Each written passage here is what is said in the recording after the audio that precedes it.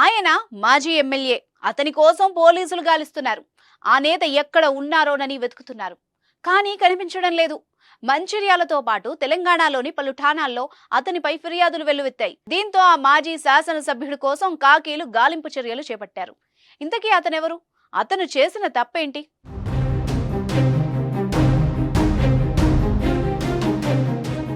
గజం కేవలం 4,500 రూపాయలతో 165 గజాల భూమి కేవలం 8 లక్షలు మాత్రమే. సోమవారం మంచిర్యాలలో జరిగిన బీఆర్ఎస్ కార్యకర్తల సమావేశంలో సీఎం రేవంత్ రెడ్డిపై చెన్నూరు మాజీ ఎమ్మెల్యే బాల్క సుమన్ అనుచిత కామెంట్స్ చేశారు.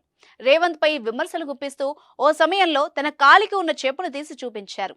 చెప్పు తీసుకొని కొట్టినా తక్కువే గాని మాకు సంస్కారం అడ్డొస్తోందంటూ బాల్క సుమన్ అన్నట్టు తెలుస్తోంది. 1,00,000 మంది ఉన్నాం, పండబెట్టి తొక్కుతామంటూ కమెంట్లు చేసినట్టు సమాచారం. ఆ కమెంట్లు రాజకీయంగా దుమారం రేపాయి.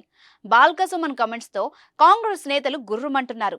వారి ఫిర్యాదుతో బాల్క సుమన్ పై 294B, 504, 506 సెక్షన్ల కింద మంచిర్యాల PS లో కేసు నమోదైంది.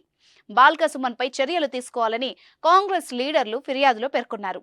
సీఎం రేవంత్ రెడ్డికి బాల్క సుమన్ క్షమాపణలు చెప్పాలంటూ ఆందోళన చేపట్టారు.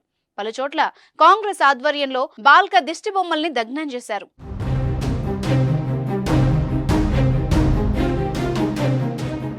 కాంగ్రెస్ నేతల ఫిర్యాదుతో రంగంలోకి దిగిన పోలీసులు బాల్క సుమన్ కోసం గాలింపు చేపట్టారు.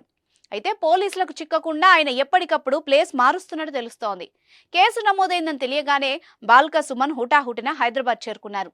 తొలుత బంజారాహిల్స్ నందినగర్లోని కేసీఆర్ ఇంటికి వెళ్లారు. అక్కడి నుంచి తెలంగాణ భవన్ కు చేరుకున్నారు. అక్కడి నుంచి ఎక్కడికో వెళ్లినట్టు సమాచారం. మంచిర్యాలతో పాటు రాష్ట్రంలోని పలు పిఎస్లలో బాల్క సుమన్ పై ఫిర్యాదులొచ్చాయి. అయితే సీఎం రేవంత్ రెడ్డిని బాల్క సుమన్ చేసిన కామెంట్లను కేసీఆర్ కుమార్తె కవిత సమర్థించారు. ఒక దళిత బిడ్డపై కేసు నమోదు చేయడం ప్రజాస్వామ్యానికి గొడ్డలి పెట్టు అంటూ ట్వీట్ చేశారు. బాల్క సుమన్ కామెంట్స్ పై కరీంనగర్ ఎంపీ బండి సంజయ్ రియాక్ట్ అయ్యారు. భాష పట్ల నేతలు హద్దుల్లో ఉండాలని సూచించారు. బీఆర్ఎస్ నాయకులు హద్దు మీరుతున్నారని, సీఎంను చెప్పుతో కొడతానడం తప్పని, ఇంతకంటే సిగ్గుచేటు ఉంటుందా అని ప్రశ్నించారు. మొత్తానికి బాల్క సుమన్ కామెంట్స్ రాజకీయంగా అలజడులు రేపాయి.